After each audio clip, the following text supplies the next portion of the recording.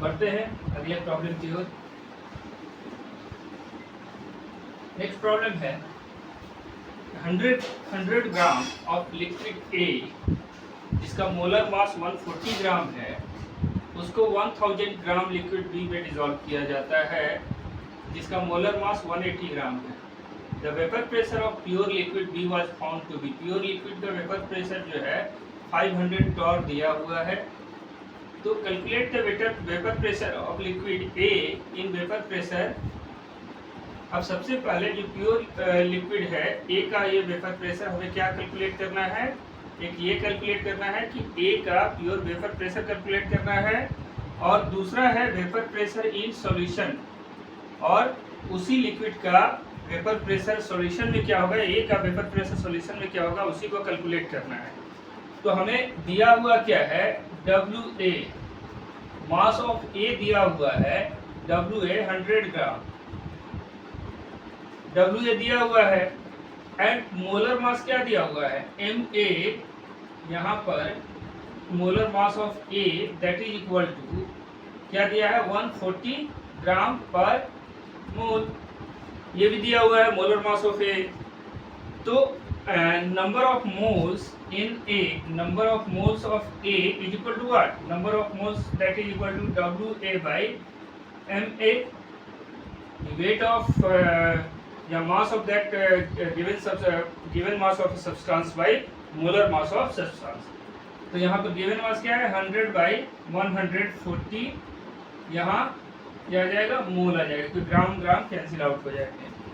तो ये मोल आ गया, दैट इज इक्वल टू, इसको कैलकुलेट करेंगे तो 0.714 मोल, ये आपका आ गया एक का। अब देखिए उसी तरह से आपका क्या क्या है, इसमें दो लिया गया है, एक लिक्विड ए लिया गया है और दूसरा लिक्विड बी लिया गया है। तो बी का कितना है, liquid B 1000 dissolve in 1000 gram of liquid B.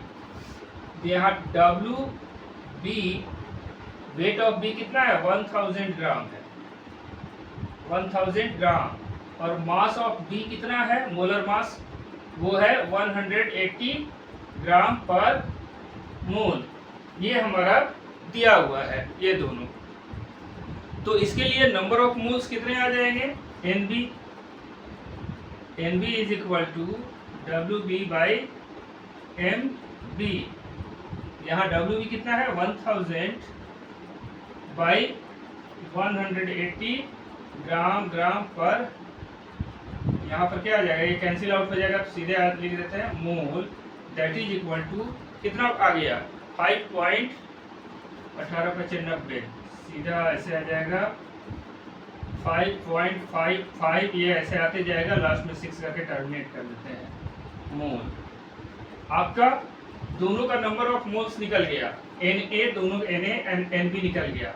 अब मोल फ्रैक्शन निकाल लेते हैं दोनों का, किस मोल फ्रैक्शन में, क्योंकि दोनों को जब एक दोनों लिक्विड को क्या होता है एक साथ मिक्सअप करके आप क्या कर रहे हैं, सॉल्यूशन में डाल रहे हैं, तब उसका वेपर फेज कुछ चेंज हो रहा है। तो किस फ्रैक्शन में वो दोनों मिक्सअप है, वो पहले मोल फ्रैक्शन निकाल लेते हैं दोनों का। यहाँ X A that is mole fraction of A is equal to क्या, N A by N A plus N B. देखो तो 0.714 बाई 0.714 प्लस 5.556, ये आ जाएगा 0.714 बाई 6 4 10 5 6 1 7 7 5 12 2 और 6.270, ये आता है आपका 6.270। अब क्या होगा, इसको जब डिवाइड करेंगे तो ये आ जाएगा आपका 0.1114, ये आ जाएगा 0.114। तो ये मोल फ्रैक्शन हो गया किसका, फर्स्ट कंपोनेंट ए का। अब mole fraction of B that is equal to 1 minus 0.114, that is how much? That is equal to 0.886। यहाँ दोनों का मोल फ्रैक्शन आ गया XA एंड XB, यहाँ मोल फ्रैक्शन ऑफ A और मोल फ्रैक्शन ऑफ B। अब यहाँ पर दिया हुआ है कि vapour pressure of pure liquid B was found to be 500 torr. तो यहाँ vapour pressure of pure liquid B is equal to 500 torr. 500 torr जो है वो वेपर प्रेशर है प्योर लिक्विड B का। तो वेपर प्रेशर सॉल्यूशन में B का वेपर प्रेशर क्या होगा? तो vapour pressure of B in solution तो क्या होगा? P is equal to PB naught into XB। यही ना होगा? यहाँ क्या होगा कि प्योर लिक्विड का जो वेपर प्रेशर होगा इंटू दैट मोल फ्रैक्शन, वो क्या होगा? That is the vapour pressure of liquid B in solution. तो क्या आ जाएगा देखो तो, ये आ जाएगा यहाँ 500 torr into mole fraction of B कितना है देखो तो 0.886। आप जब इसको मल्टीप्लाई करेंगे तो ये मल्टीप्लाई होके आता है 443 टॉर। ये वेपर प्रेशर आता है B का सॉल्यूशन में, लेकिन P टोटल आपका दिया हुआ कितना है? यहाँ पर कहता है कि total vapour pressure of solution is 475 torr. तो यहाँ P total is equal to 475 torr, 475 torr आता है। तो वेपर प्रेशर ऑफ A का क्या होगा सॉल्यूशन में? Then vapour pressure of liquid A in solution. तो यहाँ पर क्या होगा? PA इज इक्वल टू हो जाएगा यहाँ P टोटल माइनस PB। तो P टोटल कितना है? 475 minus 443, that is equal to how much? 32 torr. तो इसका A का जो सॉल्यूशन में वेपर प्रेशर होगा वो 32 टॉर होगा। ओके, अब क्या है कि अब जो है हम लोग अब देखते हैं कि अब इसको नाउ एक और फॉर्मूला है PA is equal to PA naught into XA। हमें तो प्योर लिक्विड का निकालना है ना, इसका PA नॉट का वैल्यू निकालना है। तो that implies PA naught is equal to what? ये नीचे चला आएगा PA by mole fraction XA। तो देखो तो PA कितना निकला था हमारा? ये 32 torr by mole fraction A का कितना था? मोल फ्रैक्शन A का 0.114 ये हमारा मोल फ्रैक्शन था। जब इसको डिवाइड करते हैं तो ये आता है 280.7 टॉर। हमारा जो रिक्वायर्ड आंसर था वो ये निकल गया 280.7 टॉर। ये आपका hence the vapour pressure of A in solution is 280 ये pure liquid A, vapour pressure of pure liquid A is 280.7 torr. बढ़ते हैं अगले वीडियो की ओर, बढ़ते हैं नेक्स्ट प्रॉब्लम की ओर। अगला प्रॉब्लम है, क्वेश्चन देखने में बहुत बड़ा है। सबसे पहले बता दूं, बड़ा क्वेश्चन देख के घबराना नहीं है, इसका आंसर उतना ही छोटा है। Vapor pressure of pure acetone and chloroform at 298 Kelvin are 741.8 mmSg and 632.8 mmHg, ये दिया हुआ है वेपर प्रेशर।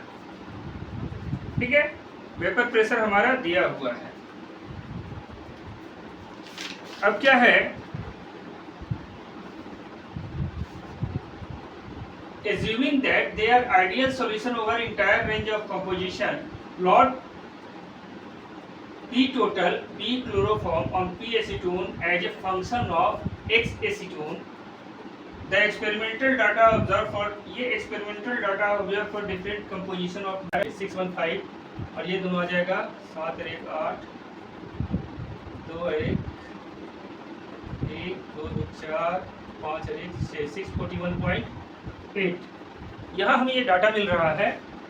जब पी टोटल किए दैट मीन्स पी एसीटोन का जो पी टोटल क्या होता है, पार्शियल प्रेशर जो एसीटोन के द्वारा वहाँ पर एग्जैक्ट होगा, और जो क्लोरोफॉर्म के द्वारा पार्शियल प्रेशर लगाया जाएगा, दोनों पार्शियल प्रेशर का सम क्या होता है, पी टोटल होता है। तो हमें क्वेश्चन के अकॉर्डिंग क्या होता है कि अगर ये इसको माना गया जब एक्स एसीटोन फंक्शन है, तो हमें उसका जब ग्राफ प्लॉट करेंगे, देखिए ग्राफ क्या प्लॉट करते हैं, ग्राफ प्लॉट करते हैं। चलिए ये ग्राफ प्लॉट करते हैं, तो ग्राफ प्लॉट होगा, तो यहाँ पर हमें क्या मिला, देखिए 11 से लेकर के 72 तक है, तो इसको ऐसे करना है 10 20 30 40 50 60 80। ठीक है, अब यहाँ से हमें ये भी देखना है कि ये जो हमारा मिला है, जो हमें ग्राफ प्लॉट करना है, तो उसको देखते हैं।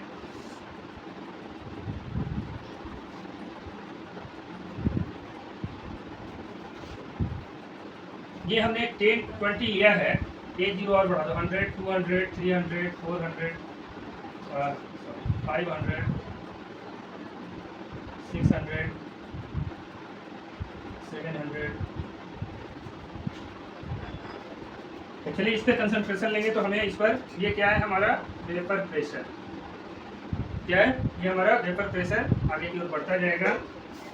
यहाँ पर हमने कंसंट्रेशन लिया है इसका एक्स एसीटोन।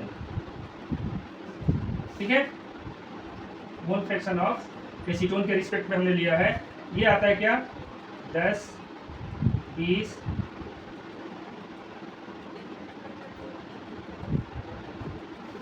60 70। ठीक है, 70, इधर आप 80 तक ले सकते हैं।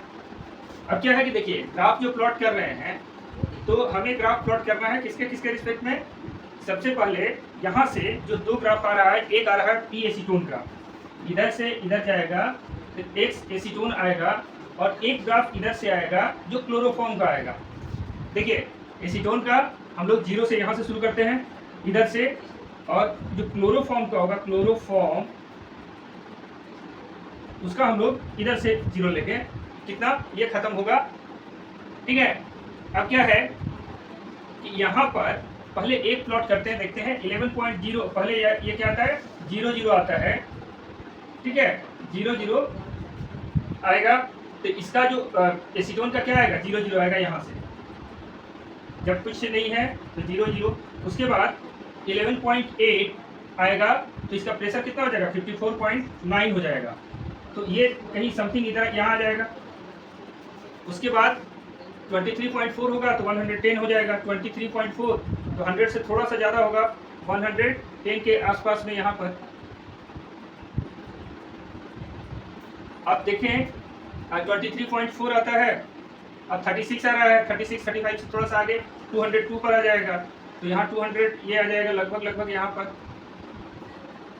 अब 50.8 यहाँ है, तो 322 300 यहाँ से थोड़ा सा, अब 58.2 405 ये ऐसे करके आ जाएगा, 64 से 454 और 72, यहाँ 72 आ रहा है इस पोजीशन पे, तो 521 ये यहाँ आ जाएगा, तो ये एक लाइन ऐसे आ गया, ठीक है। और यहाँ क्या होगा, दूसरे वाले का 0 शुरू होगा। यहाँ पर जैसे आपका एसीटोन का यहाँ से शुरू होता है, तो क्लोरोफॉर्म का 0 कहाँ से शुरू होगा, इसका 0 शुरू होगा यहाँ से, इसका 0 यहाँ से शुरू होगा। अब ये इधर की ओर बढ़ता जाएगा, ठीक है। अब क्या है, ये दूसरा ग्राफ भी हमें मिलता है, क्या मिलता है, अब देखो 0 से 632.8 इधर वाला ग्राफ जो मिलेगा, 0 से 632 एक यहाँ मिल जाएगा, एक यहाँ मिल जाएगा, एक 548 मिल जाएगा, 11.2 से 548। नीचे वाले में देखते हैं 548, ये ऐसे 469, और इसके सामने ये मिलेगा 23 के सामने 469, 359 यहाँ मिलेगा, इसके सामने 36 के सामने 359, और 58.8 के सामने 257 यहाँ पर 193 के सामने 58 के सामने 193, ये थोड़ा सा 200 के नीचे आ जाएगा, और यहाँ आ जाएगा 161 150 के आसपास में आ जाएगा, और ये 120 आएगा, 100 से थोड़ा सा ऊपर यहाँ ऐसे। तो ये जो ग्राफ आएगा, देखोगे ये ग्राफ ऐसे आ रहा है, ये ग्राफ आ रहा है ऐसे, और ये ग्राफ हमारा थोड़ा सा यहाँ डेविएशन है, ये ग्राफ ऐसे आ जाएगा, ठीक है। तो यहाँ पर दो ग्राफ आ रहा है। अब पी टोटल के लिए हम लोग करते हैं, पी टोटल हमारा क्या है, एक्स एसीटोन के रिस्पेक्ट में ही सारे हमको लेना है। तो 0 632 ये यहाँ से शुरू होता है, यहाँ उसके बाद पी टोटल में 603 ये कहीं आसपास में ऐसे आएगा, उसके बाद 579 थोड़ा सा ऐसे आ जाएगा, 562 ये थोड़ा ऐसे आ जाएगा, उसके बाद 580 62 के बाद फिर ये बढ़ रहा है 580, तो 580 थोड़ा सा 600 के अप्रोक्स में जाएगा ऐसे, उसके बाद 599, तो ये पूरा ये 600 वाला जो रो है वो यहाँ आ जाएगा 599, उसके 615 यहाँ, ठीक है, और 641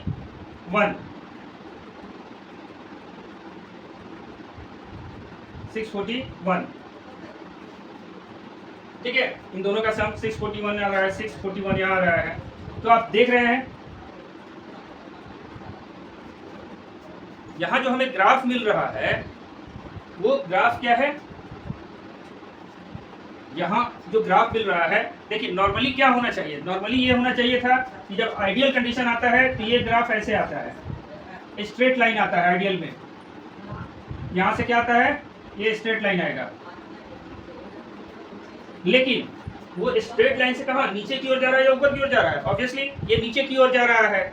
तो आपका जो क्वेश्चन यहाँ पूछ रहा है कि plot the data on the same graph paper, आपने डाटा जो प्लॉट किया indicate whether it has positive और negative deviation from ideal solution. Ideal solution का स्ट्रेट लाइन जाता है, उससे पॉजिटिव डेविएशन हो रहा है कि नेगेटिव डेविएशन हो रहा है।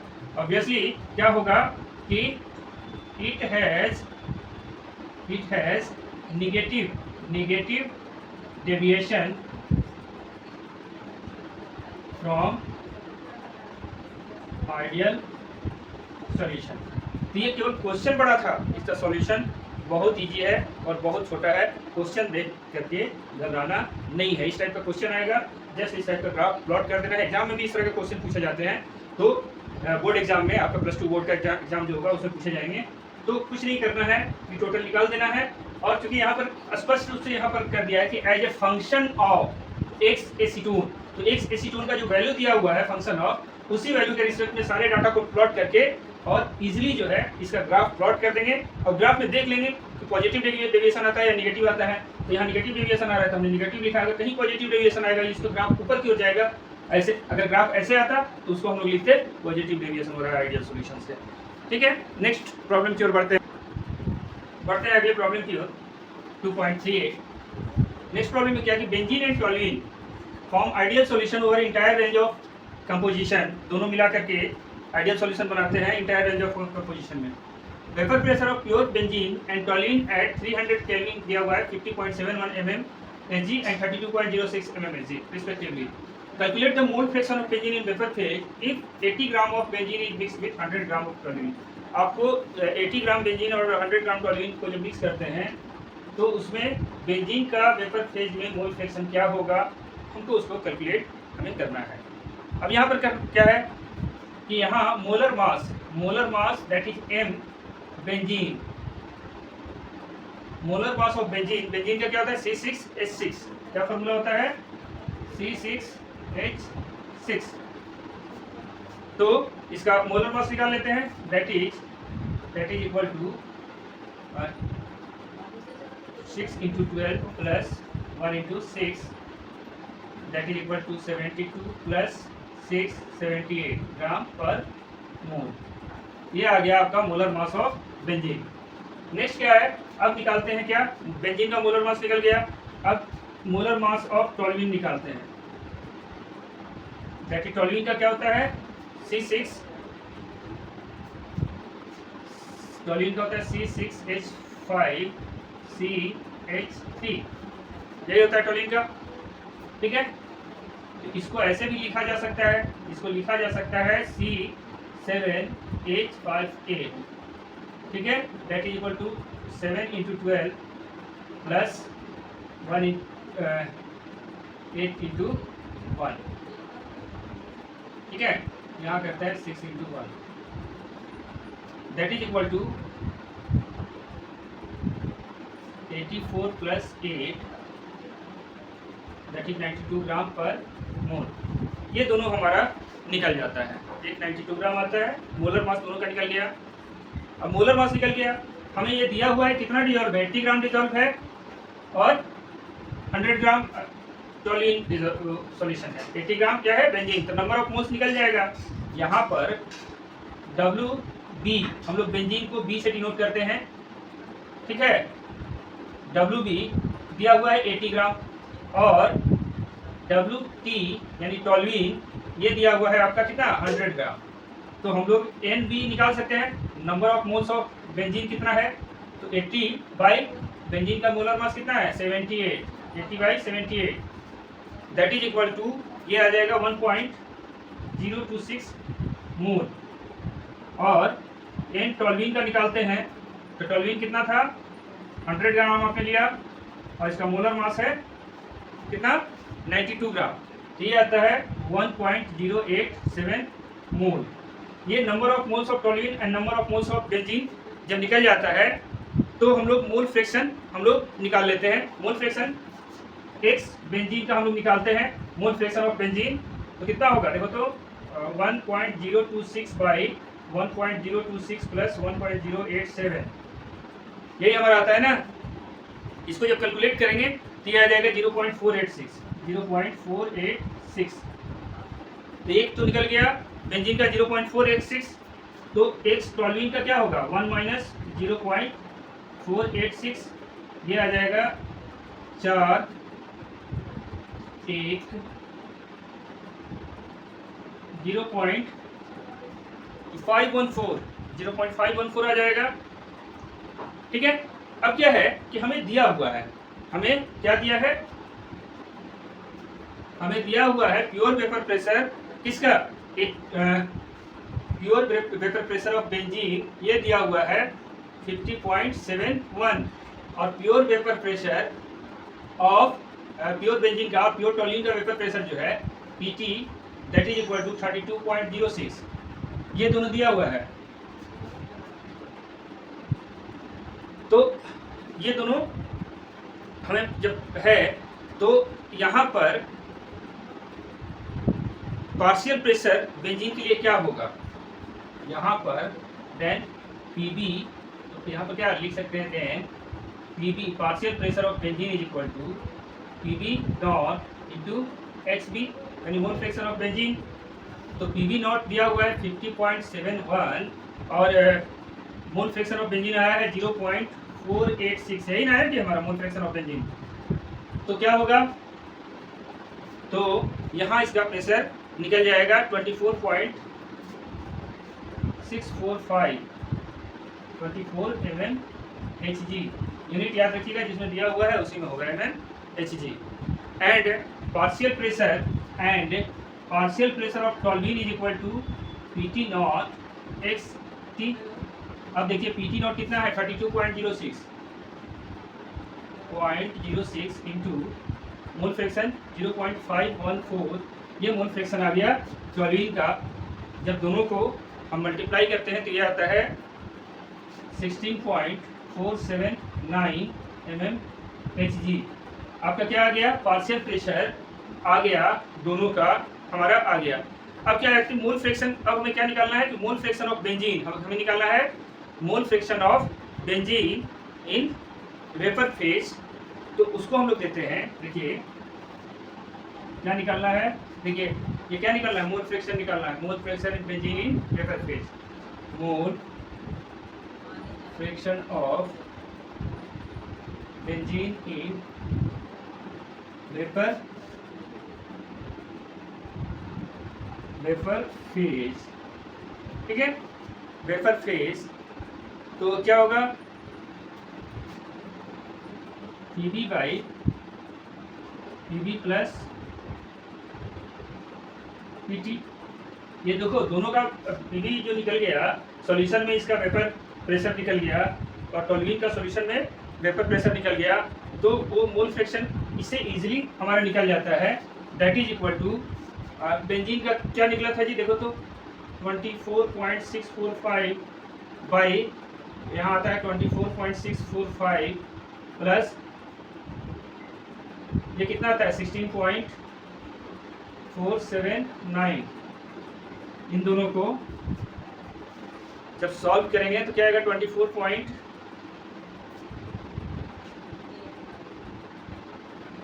बाई, अब इसको ऐड करेंगे तो कितना आएगा जी 14, 4, 7, 11, 12, 4, 6, 10, 11, 6, 7, 10, 11, 41.124 आया। अब इसको हम डिवाइड करेंगे, ये आ जाएगा 0.599 विच इज सिमिलर टू 0.6। ये हमारा मोल फ्रैक्शन आ गया, ठीक है, ये हमारा मोल फ्रैक्शन आ गया। अब बढ़ते हैं नेक्स्ट प्रॉब्लम की ओर। नेक्स्ट प्रॉब्लम की ओर बढ़ते हैं। यहाँ ये प्रॉब्लम है कि air is a mixture of gases. भाई ये तो वेल नोन है, सब लोग जानते हैं air is a mixture of gases. तो मेजर कंपोनेंट एयर में क्या होता है, ऑक्सीजन एंड नाइट्रोजन होता है, जिसका कि अप्रोक्स जो प्रोपोर्शन जो दिया हुआ है वो 20% एंड 79% है अप्रोक्स कंपोजिशन बाय वॉल्यूम। अब क्या है कि वाटर जो है equilibrium with air at the pressure of 10 atmospheric, water का क्या प्रेशर है 10 एटमॉस्फेरिक प्रेशर है जो एयर के साथ इक्विलिब्रियम में है, and at 298 kelvin if the Henry's law constant, यहाँ हेनरीज लॉ कांस्टेंट ऑक्सीजन और नाइट्रोजन के लिए आपका दिया हुआ है, तो आपको इस गैसेज का वाटर में कंपोजिशन जो है वो हम आपको निकालना है। दैट मीन्स मोल फ्रैक्शन दोनों का निकालना होगा वाटर के लिए, दोनों का मोल फ्रैक्शन हमें फाइंड आउट करना है। तो ये अब देखते हैं कि क्या क्या दिया हुआ, परसेंटेज ऑफ ऑक्सीजन। तो ऑक्सीजन का परसेंटेज क्या है, किसमें है, ऑक्सीजन का परसेंटेज इन एयर, आपका एयर में है 20%, और again percentage of nitrogen in air that is 79%। यहाँ दो चीज़ें हैं, PO2, यहाँ ऑक्सीजन का परसेंटेज जो है वो 20% और नाइट्रोजन का 79%, ये आपको दिया हुआ है। अब यहाँ पर ये भी दिया हुआ है कि also water is in equilibrium with air. यहाँ वाटर वेपर क्या है, एयर के साथ इक्विलिब्रियम में है, दिया हुआ है, जिसका कि टोटल प्रेशर जो है, total pressure is equal to कितना है 10 एटमॉस्फेरिक प्रेशर है। तो 1 atmospheric pressure is equal to, देखो ना 1 atmospheric pressure that is equal to होता है कितना 760 mm। ये याद रखना 1 atmospheric pressure is equal to 760 mm। तो 10 atmospheric pressure that is equal to 10 into 760 mm that is equal to 7600 mm Hg का प्रेशर होगा, ठीक है, ये टोटल निकल गया mm Hg। Hg अंडरस्टूड होता है, लिखो या नहीं लिखो, Hg अंडरस्टूड होगा। अब यहाँ पर पार्शियल प्रेशर की बात करते हैं। Partial pressure of O2 PO2, partial pressure of O2 वो कितना एग्जर्ट होगा, तो पार्शियल प्रेशर एक्सर्ट होगा ये 20/100। टोटल कंपोजिशन कितना है 100%। तो 20/100 एयर का टोटल कंपोजिशन अगर ले लें, सारे गैसेस को मिला दें तो 100% होता है ना। तो 100% उसमें आपका 20% बाई वॉल्यूम ऑक्सीजन है। तो partial pressure exerted by oxygen into 7600, ये total pressure into total pressure. तो ये जो है कैंसिल आउट होगा, क्या आ जाएगा देखो तो 1520 mmHg। ठीक है, ये आपका प्रेशर आएगा पार्शियल प्रेशर ऑफ O2। अब क्या है पार्शियल प्रेशर ऑफ N2 भी हम निकालते हैं। तो N2 का परसेंटेज कितना था 79% बाई वॉल्यूम है, 79/100 इंटू 7600, ये दोनों कैंसिल आउट हुआ। अब इसको भी मल्टीप्लाई करेंगे, ये मल्टीप्लाई होकर जाता है 6004 mmHg। ये आपका पार्शियल प्रेशर ऑक्सीजन का और पार्शियल प्रेशर नाइट्रोजन का निकल गया। अब हम यहाँ पर हेनरीज लॉ अपनाते हैं कि नाउ अकॉर्डिंग टू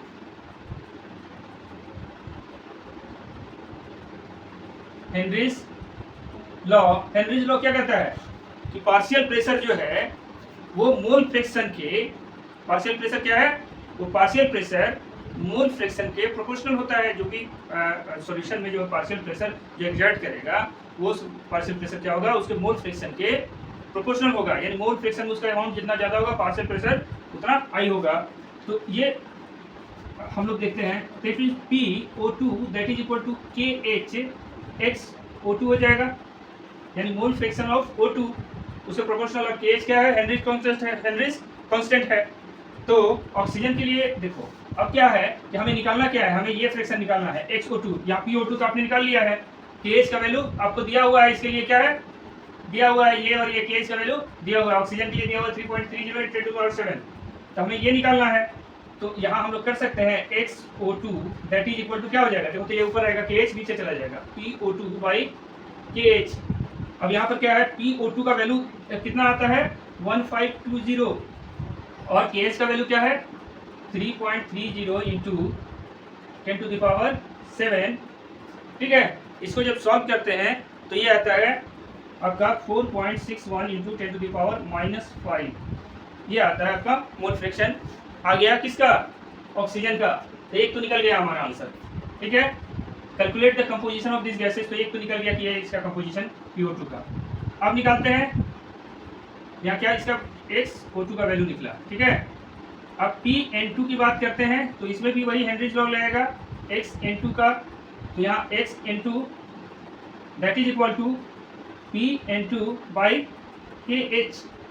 यहाँ XN2 that is equal to PN2 का वैल्यू कितना है partial pressure for nitrogen gas that was 6004 by इसका जो नाइट्रोजन का जो आ रहा है हेनरीज लॉ कांस्टेंट वो आ रहा है 6.51 इंटू 10⁻⁷। ये आ रहा है हेनरीज लॉ कांस्टेंट। इसका वैल्यू आएगा अगर इसको सॉल्व करेंगे तो इसका वैल्यू आएगा 9.22 इंटू 10⁻⁵। तो यहाँ पर हमारा क्या है कंपोजिशन पूछा जा रहा है, कंपोजिशन पूछा जा रहा है। तो मोल फ्रैक्शन ऑफ किस कंपोजिशन में है, तो कंपोजिशन ऑफ क्या है यहाँ पर ऑक्सीजन है ना, ऑक्सीजन एंड नाइट्रोजन कंपोजिशन, यानी सीधा सीधा मोल फ्रैक्शन पूछ रहा है। Composition of oxygen and nitrogen in water are क्या क्या है 4.61 इंटू 10⁻⁻5 एंड 9.22 इंटू 10⁻⁻5 रिस्पेक्टिवली। हमारा आंसर आ गया। बढ़ते हैं नेक्स्ट प्रॉब्लम की ओर, बढ़ते हैं अगले प्रॉब्लम की ओर। अगले प्रॉब्लम क्या है कि determine the amount of CuCl2। यहाँ वॉल्ट ऑफ फैक्टर I वो उसका वैल्यू दिया हुआ है 2.45 that is dissolve in 2.5 litre of water such that इस osmotic pressure is 0.75 atmospheric at 27 degree Celsius. तो यहाँ पर अमाउंट ऑफ CuCl2 हम लोगों को निकालना है। तो हम लोगों को क्या पता है, देखिए सबसे पहले यहाँ जो दिया हुआ है वो पाई इज इक्वल टू कितना है 0.75, ऑस्मोटिक प्रेशर यही दिया है ना 0.75 एटमॉस्फेरिक प्रेशर आपको, और वॉल्यूम कितना दिया हुआ है V 2.5 लीटर। अब T दिया हुआ टेम्परेचर कितना है देखो तो 27 degree Celsius, that is equal to 273 plus 27 कितना हो जाएगा 300 केल्विन। 300 केल्विन। R का जो वैल्यू आता है जो 0.0821 ये आता है केल्विन एटमॉस्फेयर मोल इनवर्स 1। ठीक है, ये हमारा R का वैल्यू आ रहा है। ओके, ये हमारा R का वैल्यू आ रहा है, और आपका I का जो वैल्यू है वो भी दिया हुआ है। क्या दिया हुआ है? I इज इक्वल टू 2.47, ये I का 1/4 फैक्टर का वैल्यू दिया हुआ है। हमें एक वैल्यू जो नहीं दिया है उसको निकालना है। सो M का M यानी molar mass, M CuCl2 molar mass of, ये क्या है? मोलर मास है, मोलर मास ऑफ CuCl2। तो Cu का कितना आता है देखो तो, कॉपर का आता है 40 और क्लोरीन का 35.5 Cu। तो यहाँ पर 1 × 40 plus 2 × 35.5 that is equal to 40 plus 71 कितना होगा 111 ग्राम पर मोल। ठीक है, ये हमारा वैल्यू सबका आ जाता है। ठीक है, अब क्या होता है कि हम लोग एक फॉर्मूला जानते हैं, वी नो दैट, जो ऑस्मोटिक प्रेशर का फॉर्मूला हम लोग जानते थे CRT, हम लोग ऑस्मोटिक प्रेशर का फॉर्मूला था। इसको जब आपने आगे डिराइव किया था तो C इज इक्वल टू आपका मिला था NV/RT, ये मिला था C is equal to NV/RT। अब इसको यहाँ पर क्या है कि यहाँ 1/4 फैक्टर लगता है I, यहाँ पर करेक्शन के लिए I भी लगता है। अब यहाँ पर NV/RT नंबर ऑफ मोल्स को हम लोग क्या करते हैं, नंबर ऑफ मोल्स, यहाँ पर N इज इक्वल टू क्या था W/M। ठीक है, मास ऑफ जो आ रहा है जो सॉल्यूट डिजॉल्व था that is by molar mass of that. तो इसको आप लिख सकते हैं, यहाँ पर इसको भी लिख सकते हैं, N की जगह क्या लिख सकते हैं W/I, W/MB इंटू यहाँ RT। ठीक है, इसको लिखा जा सकता है।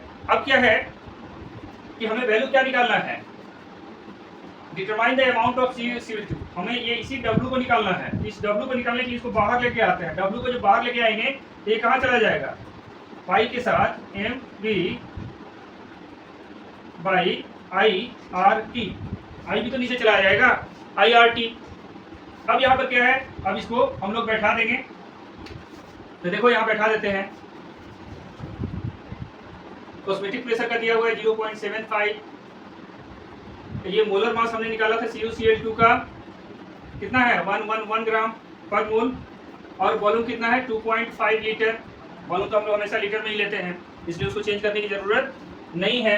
अब I का वैल्यू दिया हुआ है क्या 2.47, वैल्यू बैठा देना है, एंड R का वैल्यू है 0.0821 और टेम्परेचर आपका क्या है 300 केल्विन।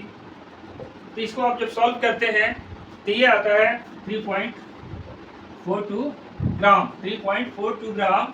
तो अमाउंट जो है वो आपका निकल गया 3.42 gram. The required amount of, hence the required amount of CuCl2 that is equal to 3.42 gram. Answer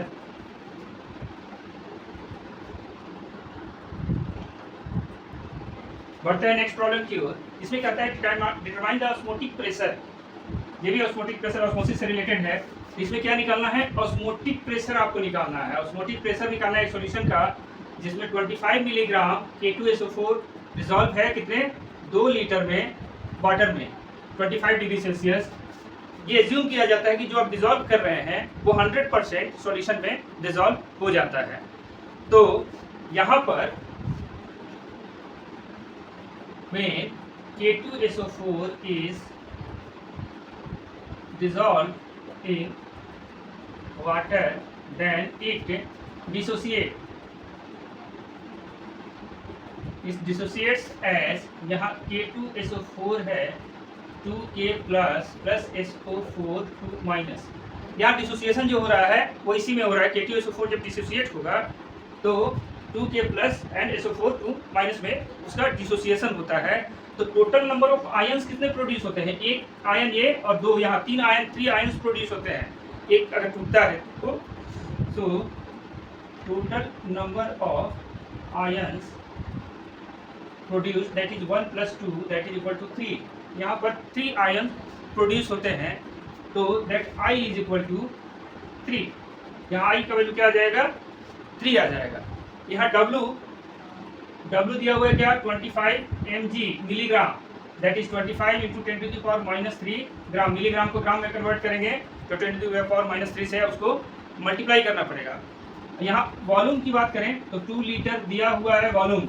देखिए दिया हुआ क्या है? W दिया हुआ है, आपका V दिया हुआ है, T दिया हुआ है, ठीक है, आपका T दिया हुआ है 25 degree Celsius that is equal to 25 plus 273 that is 298 kelvin, ठीक है। टेम्परेचर भी आपका मिल गया, R का वैल्यू आपको पता है, ठीक है। अब M K2SO4 यानी मोलर मास ऑफ K2SO4 निकालते हैं तो पोटेशियम का कितना होता है? मास पोटेशियम का होता है 39 होता है, तो 2 × 39 प्लस सल्फर का कितना होता है? सल्फर का 32 होता है, 1 × 32 प्लस 4 × 16, यहाँ देखो तो 78 प्लस 32 प्लस 64, ये कुल मिला करके जब इसका सम करेंगे तो 174 ग्राम पर मोल आता है, 174 ग्राम पर मोल आता है। अब यहाँ पर हमें क्या निकालना है? हमें निकालना है ऑस्मोटिक प्रेशर यानी पाई का वैल्यू निकालना है। हमें क्या निकालना है? ऑस्मोटिक प्रेशर पाई का वैल्यू निकालना है, दैट इज इक्वल टू क्या होता है? देखो तो W I × W by MV/RT, यही था ना फॉर्मूला? क्या है? W/MV/RT। पिछले प्रॉब्लम में मैंने इसका फॉर्मूला डिटेल में बताया है, जस्ट इसे 2.40 में हमने बताया कि कैसे कैसे उसका फॉर्मूला आगे निकालते हैं। अब इसका वैल्यू बैठा देते हैं। I का वैल्यू क्या आता है? 3 × W आया आपका क्या? 25 × 10⁻³ R का वैल्यू 0.0821 और 298 केल्विन बाई, यहाँ पर M का जो वैल्यू आता है 174 × 2 लीटर, ठीक है, ये आता है। इसको जब सॉल्व करते हैं तो ये आता है 5.27 × 10⁻³ एटमॉस्फेरिक प्रेशर, ये इतना आता है आपका ऑस्मोटिक प्रेशर, ठीक है। तो ऑस्मोटिक प्रेशर ऑफ सॉल्यूशन इस यहाँ पर लिख देंगे 10 osmotic pressure of solution is 5.27 × 10⁻³ atmosphere, ठीक है, एटमॉस्फेयर। तो ये हमारा आज आता है एनसीईआरटी का प्रॉब्लम, जो भी था न्यूमेरिकल प्रॉब्लम, वो आज फिनिश होता है। नेक्स्ट वीडियो में हम लोग देखेंगे ऑब्जेक्टिव प्रॉब्लम सॉल्व करेंगे। तो हमारे नेक्स्ट वीडियो के लिए आप लोग को समय पर मिलता रहे, तो वीडियो देखें तो उसको लाइक एंड सब्सक्राइब जरूर करें, ताकि आपका वीडियो जब भी नया वीडियो अपलोड हो तो सब्सक्राइब किए रहेंगे तो तुरंत आपको मिल जाएगा। Thank you.